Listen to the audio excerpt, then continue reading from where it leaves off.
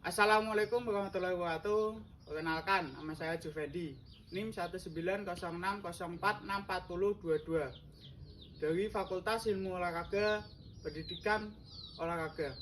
Di sini saya akan membuat tugas yaitu tentang kepramukaan.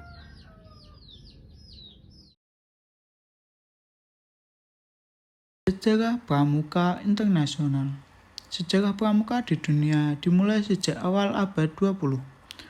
Baden-Powell dikenal sebagai pemerkasa gerakan pramukaan di dunia.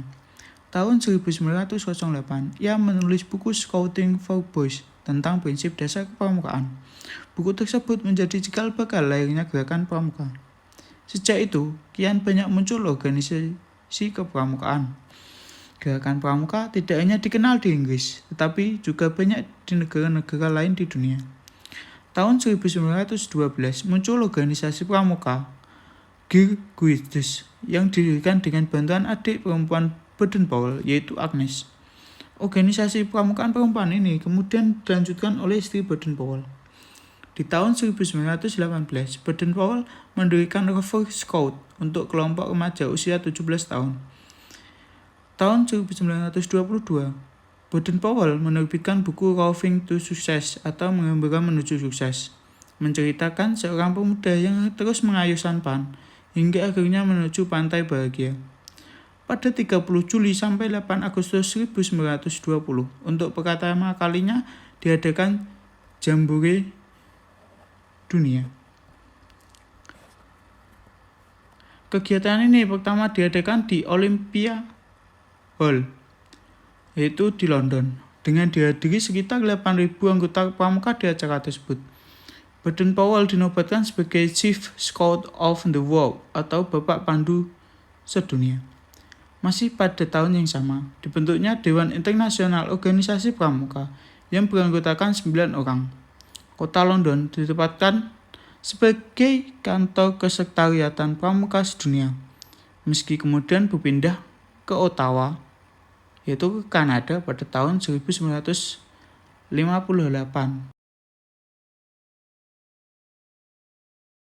Sejarah pramuka nasional dibagi menjadi 3. Yang pertama, sejarah pramuka Indonesia pada masa penjajahan Belanda.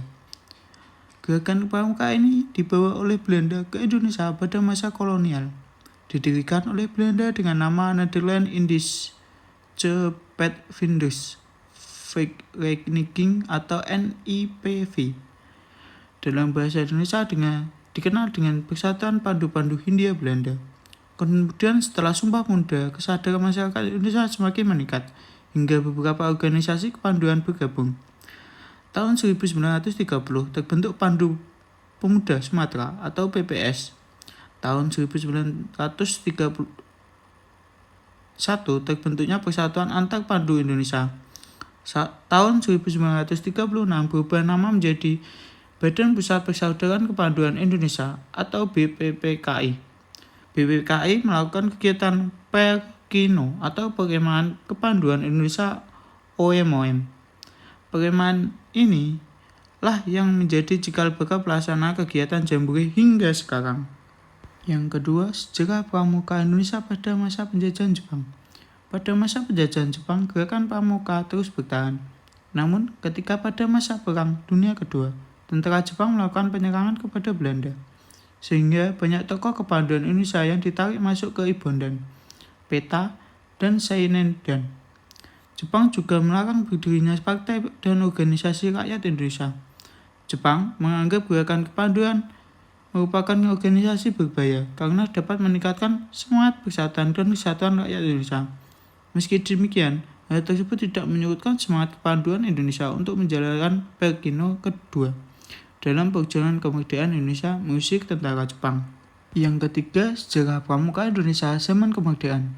Tidak lama setelah Indonesia merdeka pada tanggal 28 Desember 1945, didirikan organisasi Pandu Rakyat Indonesia di Kota Solo.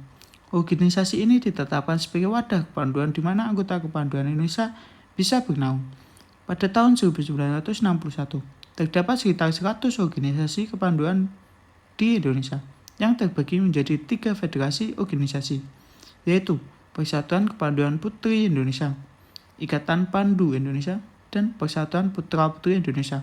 Kemudian, pada tanggal 14 Agustus 1961, Gerakan Pramuka dikenalkan pada masyarakat Indonesia dengan resmi. Oleh sebab itu, Hari Pramuka diperingati setiap tanggal 14 Agustus. Nilai-nilai karakter yang ada di dalam pramuka yaitu religius, jujur, toleransi, disiplin, kerja keras, kreatif, mandiri, demokratis, rasa ingin tahu, semangat kebangsaan, cinta tanah air, menghargai prestasi, bersahabat dan komunikatif, cinta damai, gemar membaca, peduli lingkungan, peduli sosial, dan tanggung jawab.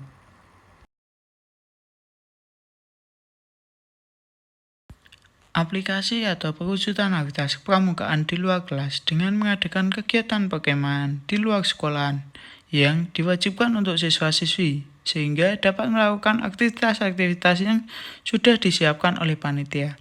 Salah satu contohnya saja yaitu dengan permainan-permainan dan ada juga pesta api unggun di malam hari.